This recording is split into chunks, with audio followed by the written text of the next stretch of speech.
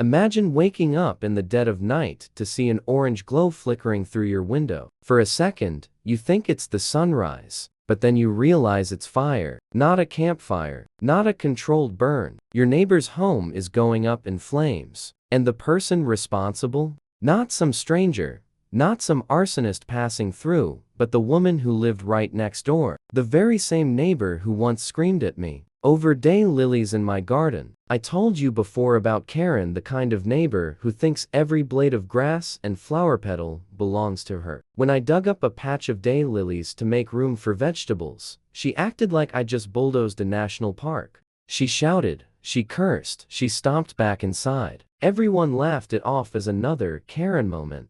But here's the thing, I had no idea how far she'd actually go. Some of you even warned me to get cameras, in case she tried to mess with my tomatoes later. My aunt had just sent me her old Ring security system, but they arrived the very morning the fire started. Too late to catch what happened next. It was after midnight when it happened. Karen had been drinking hard. Not a couple glasses of wine, not a six-pack. We're talking cases. She was sloppy, angry, and blinded by whatever grudge she still held against me. But instead of coming after my garden, she grabbed wood, fire starter, and she walked not to my house, but to the house on the opposite side of hers. My other neighbor, a family, a husband, a wife, 2 teenagers, sleeping in their beds. She set their bins on fire. Flames climbed fast, licking up the porch, crawling into the siding. And then like a fuse, it all went up. The house wasn't just burning, it was devoured. I woke up to that glow, the whole room bathed in a sick, orange haze. At first, I thought I was dreaming,